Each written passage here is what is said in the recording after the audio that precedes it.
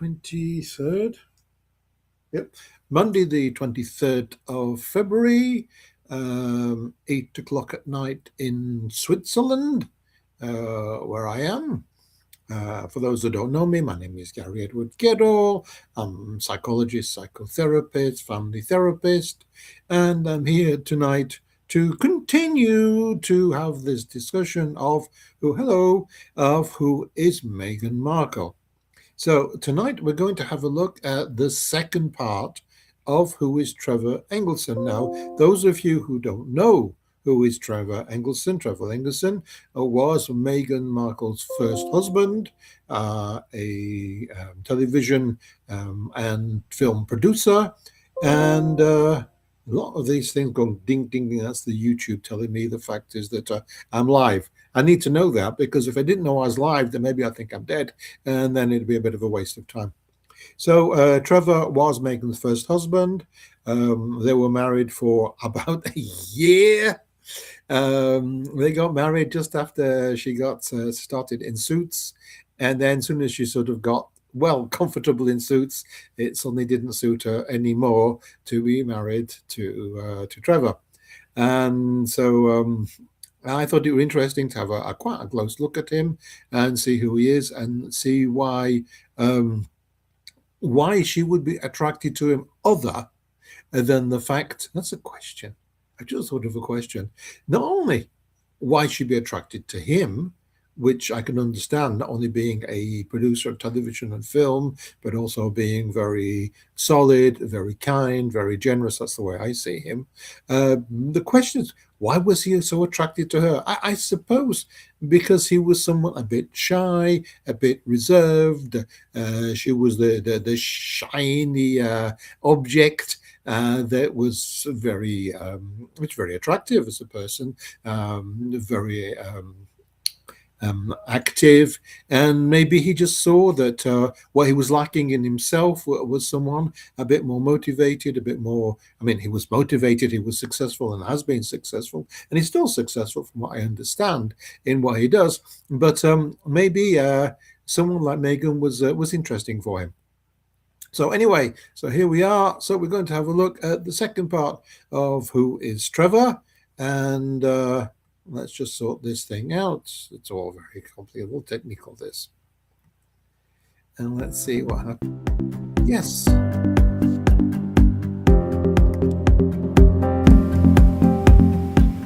Who is Meghan Markle?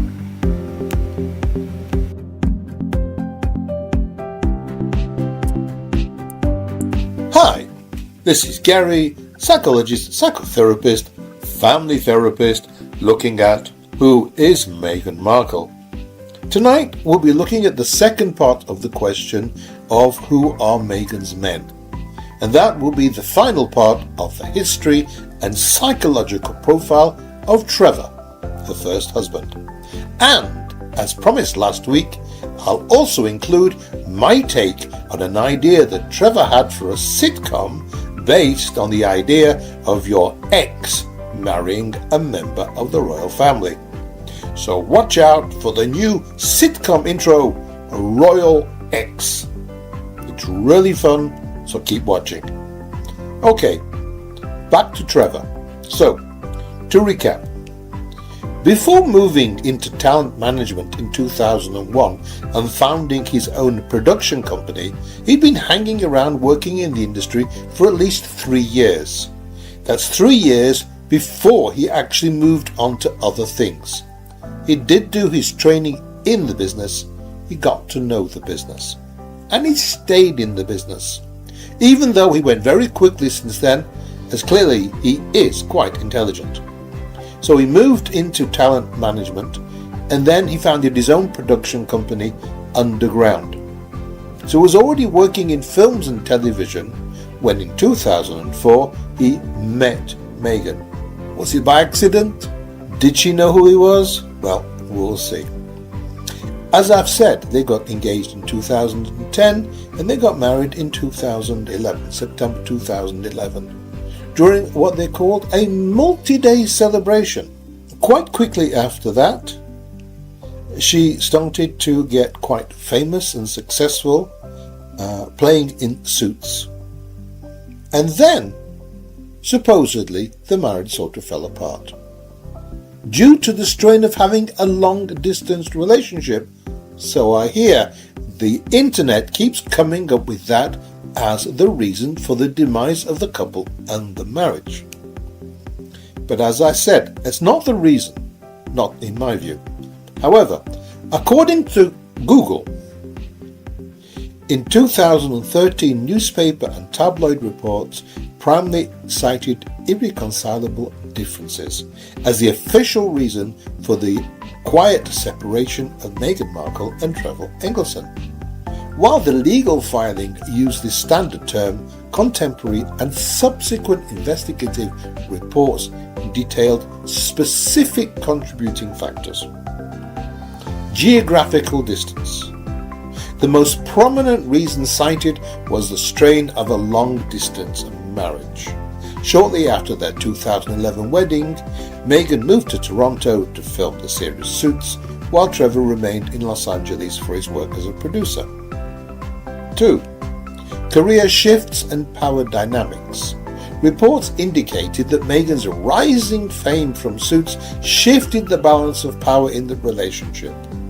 Some insiders allege she changed fast as her career took off, leading to a growing divide between her and Trevor's family.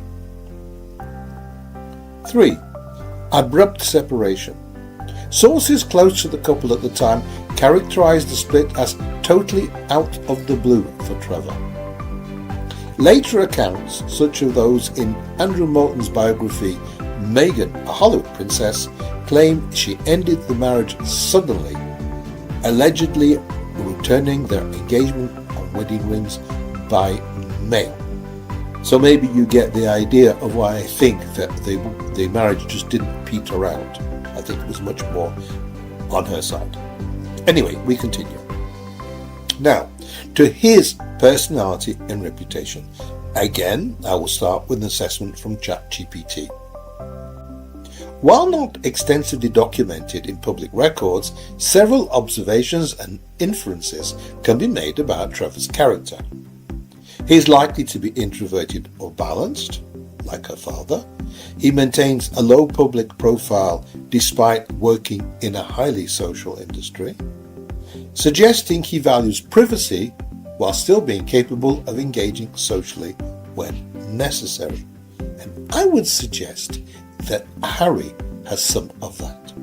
And also, I personally believe it's similar to Dom's. He's generally quite quiet. He has avoided sensational media appearances and refrained from public drama. I think that he could, or even should have created some public drama after the divorce. Now, after the remarriage of Meghan, he had already remarried, but he certainly would have had things to say. And the media would certainly be interested in hearing what he had to say about that. But no, he stayed reserved, he's polite, he's just a gentleman. I understand now that maybe he's written a book, but I haven't got that far yet. But I really think he's somebody of very, very high moral character.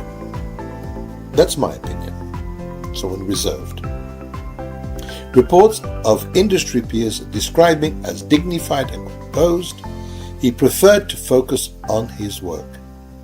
He is thoughtful and has had creative projects such as his royal-themed sitcom. We're going to come to this. After she got involved with Harry, he thought of the idea of having a sitcom based on your ex marrying a member of the royal family. Maybe it's a way of getting back at her a bit. But overall, Trevor Engelson appears to be a measured private individual. And now, for your pleasure and delectation, which means both pleasure and delight for those not showing off, I offer you my own interpretation of the opening credits for this show. I give you Royal X.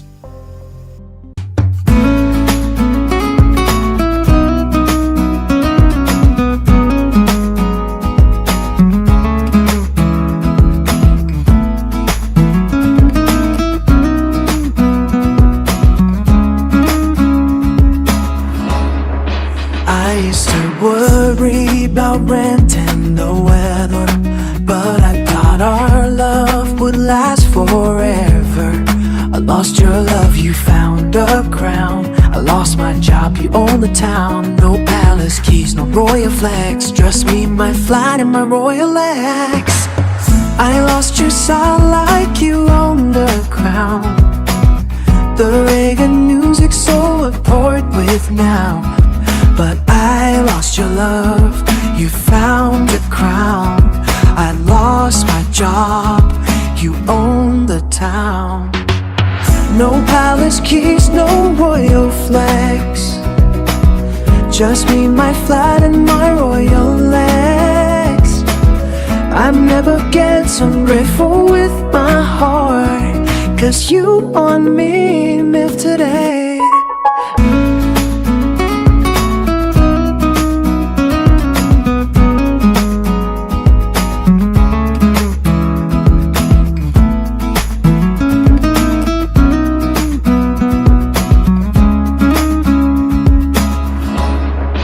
I used to worry about rent and the weather, but I thought our love would last forever. I lost your love, you found a crown. I lost my job, you own the town. No palace keys, no royal flags. Trust me, my flight and my royal legs. I lost your soul like you own the crown. The Reagan music's so bored with now. But I lost your love, you found a crown. I lost my job, you own the town. No palace keys, no royal flags. Just me, my flight and my royal legs. I'm never get so grateful with my heart, 'cause you on me live today.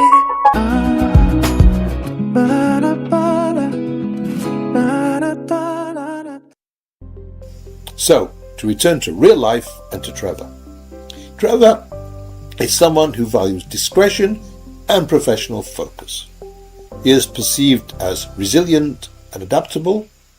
These are the traits that have allowed him to maintain a successful career and a personal life despite intense public interest. A gentleman. I believe somebody who is quite an introvert. However, introverts and extroverts do tend to balance each other. It is possible that he benefited from Meghan to help him be a bit more outgoing, a bit more social, talking to more people, and have a much more active social life. Maybe it did help him professionally. I'm not saying that that is not possible, but what I really feel that he was someone that she certainly benefited from, and who she could manipulate. And I'm sure that she pushed him to have a better career for herself. Well, so that's it for this week. I find the similarities between these men very interesting. However, as I've mentioned elsewhere, finding a partner that is similar to a parent and a relationship that's similar to that of one's parents is one of the 3 usual reasons to get into a relationship with someone. Next week, we'll start to look at Prince Harry. And here, I'll suggest that their relationship more follows another reason to be attracted: similar emotional childhood experiences. Now that is definitely going to be very interesting. So to be sure not to miss it, subscribe, ring the bell, and make a date to tune in next Monday. Of course, you can also like, share, and leave a comment.